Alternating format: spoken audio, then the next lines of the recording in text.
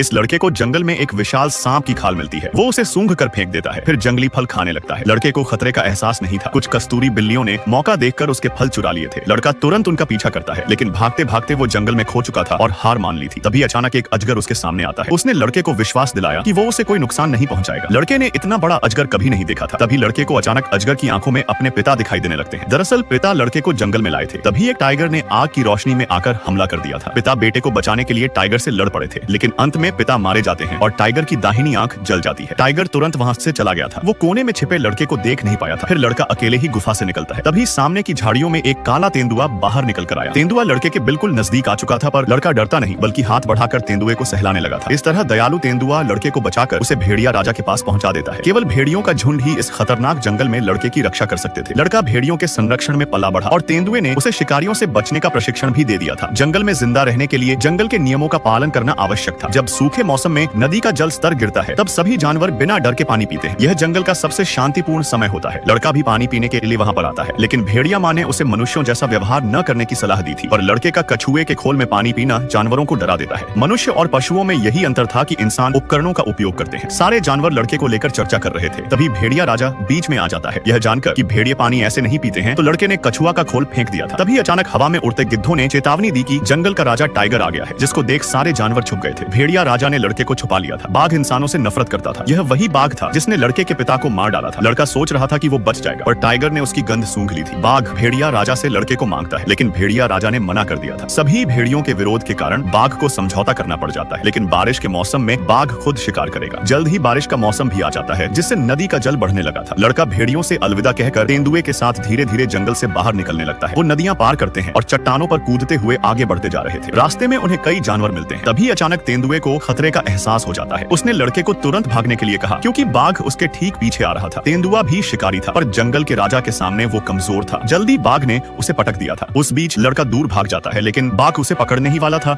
कि तभी अचानक भैंसों का झुंड आकर बाघ को फेंक देते हैं। लड़का भी खाई में उतरकर छिप गया था। बाघ और लड़के के बीच भैंसों का झुंड था। तभी लड़के ने भैंस का सींग पकड़ा और उनके साथ दूर चला गया था, जिसके बाद बाघ अपना सारा गुस्सा भेड़ियों पर निकालने लगता है। भेड़ियों ने सोचा कि लड़का जा चुका है, इसलिए अब कोई लड़ाई नहीं होगी। लेकिन तभी बाघ धोखे से भेड़िया राजा को मारकर चट्टान से नीचे फेंक देता है और झुंड पर कब्जा कर लेता है। इधर भैंसे पर बैठा लड़का बारिश में भीग रहा था और जैसे ही पहाड़ की मिट्टी बहने लगी, तभी भैंसे घबरा गई थी। लड़का तेज बहती हुई नदी में कूदता है और एक बड़े से पेड़ के तने को पकड़ लेता है, जिसकी मदद से तैरता हुआ वो जमीन पर आज पहुंचा था, जहां उसकी मुलाकात एक विशालकाय अजगर से होती है।